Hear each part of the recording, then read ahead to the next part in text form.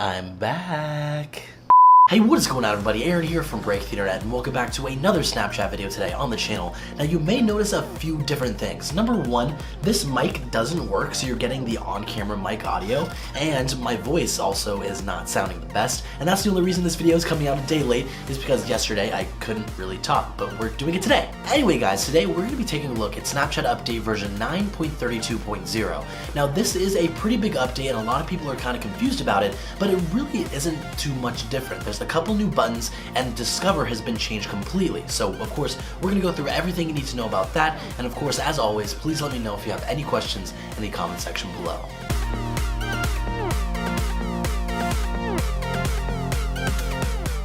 Alrighty guys, so moving over to the phone section of today's video, as always, you can use the code on screen right here to add me on Snapchat if you'd like to do so, or you can use the name @AaronFPS if you want to do it that way, if it makes it a little bit easier on yourself. So we're going to go ahead and swipe up and get right into the new update and check out what these new buttons are down here. On the left, you're just going to get this blue messaging button if you have a new message. Before, you got a number inside depending on how many messages you had, or a plus sign if it went over 9, I believe, and then it also changed colors based on the kind of messages you had. So if it was blue, it would be a regular text message. If it was red, it would be a picture message. And if it was purple, it would be a video message. But now it's going to consistently stay blue and there won't be a number. Same thing over here. We now have 3 dots to signify the story section, and it will never have a number inside. I used to have a plus sign if it was over 9, or just how many updates there was, and it'll always stay purple. So what I want you to do is notice these buttons down here as I swipe over to, the actual story section, or my messaging section. You can see that they're still down there, but they just get a little bit smaller. Same thing if I swipe over the stories, it's going to do that. So what I can do is, right now I'm actually on the messaging section. What I can do here is click there, and it swipes right on over to the story section if you have to urgently watch a story for some reason, or vice versa if you want to boom, click right over to your chat section. Something that's really cool that they added in here is, let's just say you're looking at your messages or you're looking at your stories and you're like, oh no, I need to take a video of this right now. You can hold down on the middle button, it'll switch right on over and start recording a video. The only thing that I dislike about this is that it adds a little bit of delay to it, so you have to make sure you keep that in mind. So as I do this, it takes about about 1.5 seconds to actually start recording, but that does also mean that even if you're on this screen, it's going to add that same delay, which is kind of hard to get used to. Yesterday I was trying to make a Snapchat story, and it just takes like 1.5 seconds, so I'm touching it and it starts recording. So just maybe 1.5 seconds, 2 seconds, just something for you to get used to. Now, swiping on over to the biggest change is the Discover section up here. You can see that before, these were just little thumbnails that you can look at, but now it's the exact same things, but now you get thumbnails and little example stories of what you could just basically be in for if you're clicking on that. So let's just say, for example, I go to IGN.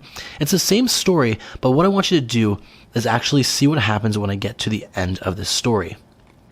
So as I go down here, I'm going to keep tapping, and you're going to, once you get to the end of the story, you will see that you have an option to actually subscribe. So right here it says IGN swipe up to subscribe.